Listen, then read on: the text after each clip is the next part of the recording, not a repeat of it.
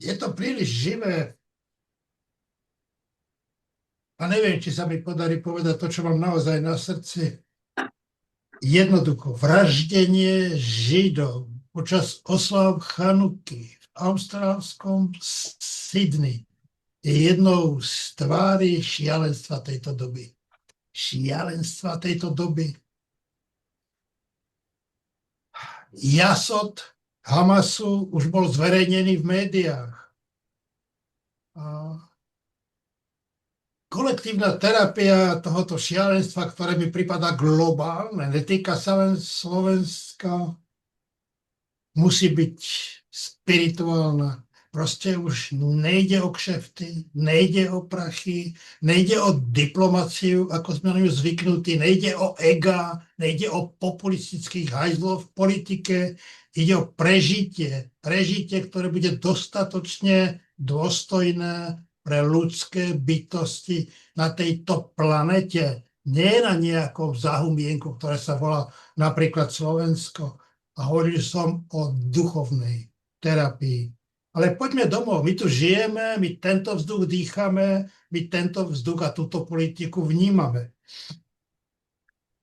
Sú to hodiny, čo premiér Fico verejne dal rovnítko medzi diskusiu o Benešových dekretoch a popieranie holokaustu. To je niečo tak nehorázne a barbarské, že sa to vlastne nedá ani komentovať. A vedľa seba, pred mikrofóny a kamery, postaví ľudí, ktorí sú trestne stíhaní za korupciu. Čo to je?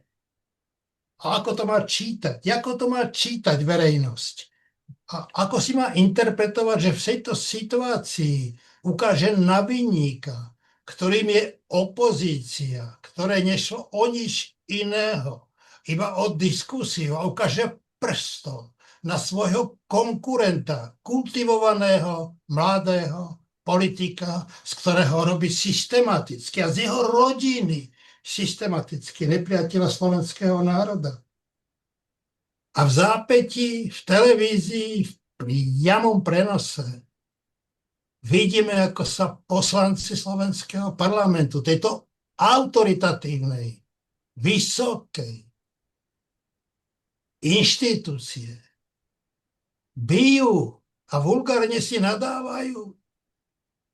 Toto je obraz krajiny, ktorá sa volá Slovensko? Tak áno, je to obraz krajiny, ktorá sa volá Slovensko, pretože je to výsledok slovenských volieb, slobodných volieb občanov Slovenska. To je desivý obraz, desivý.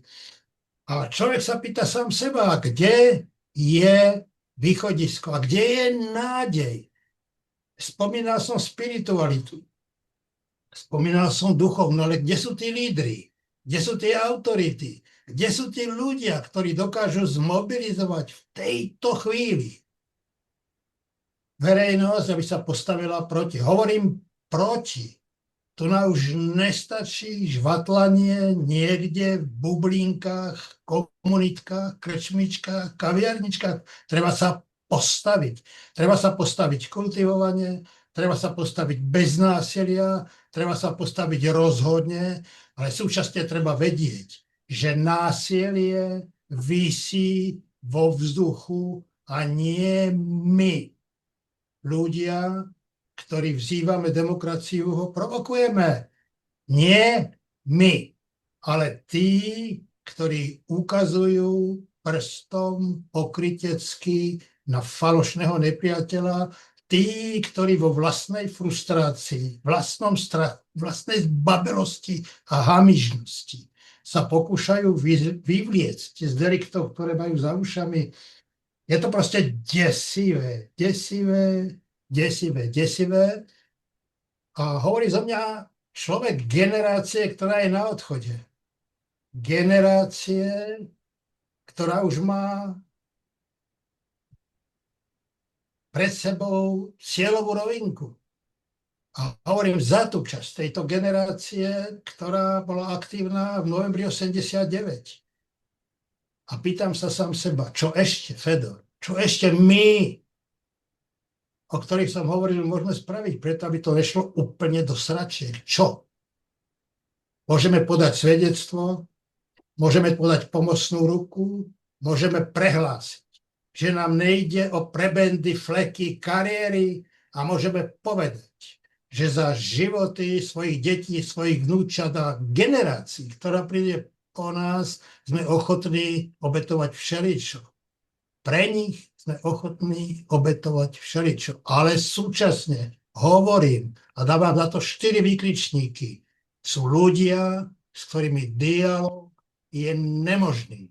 Sú ľudia, ktorým odpustiť, čo napáchali na ľuďoch tejto krajiny, nedá sa. Nie je možné. Nemôžeme. Pretože tam, kde je vina a nie je pokánie, tam patrí spravodlivý trest. Aj keď nás požiadajú o to, aby sme im odpustili, budeme musieť dlho rozmýšľať, či si to zaslúžia.